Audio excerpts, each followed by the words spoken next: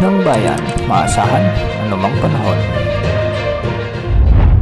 Magandang oras po sa ating lahat. Narito na ang update sa lagay ng ating panahon ngayong bisperas ng bagong taon, December 31, 2024 at sa magiging lagay ng panahon sa susunod na 24 na oras.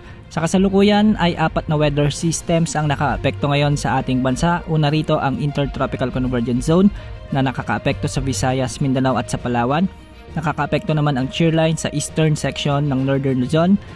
Northeast monsoon o amihan rin ang siyang nakakaapekto sa nalalabing bahagi ng Northern Luzon at easterlies naman sa nalalabing bahagi ng ating bansa.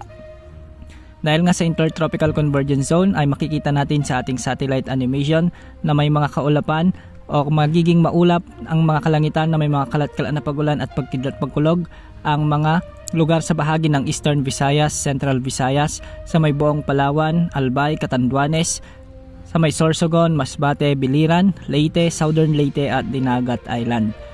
Posible ang mga biglang pagbaha at pagguho ng lupa dito, lalo na kung may mga katamtaman at malalakas na pag-ulan.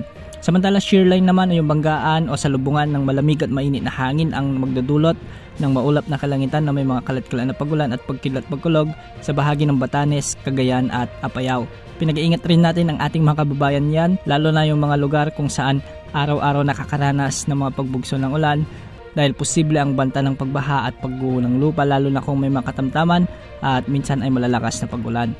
Samantala, umiiral pa rin ang Northeast Monsoon o ang malamig na amihan sa may Ilocos Region, ang nalalabing bahagi ng Cagayan Valley, ang nalalabing bahagi ng Cordillera Administrative Region. Ang mga lugar dito ay magiging bahagyang maulap hanggang sa maulap ang mga papawirin na may mga kasamang kalat-kalat na mahihinang pag-ulan. Sa nalalabing bahagi ng Visayas at Mindanao ay magiging bahagyang maulap ang mga kalangitan hanggang sa magiging may mga kalat-kalat na pag-ulan na may kasamang isolated thunderstorms. Dulot naman ito ng umiiral na Intertropical Convergence Zone o ITCZ.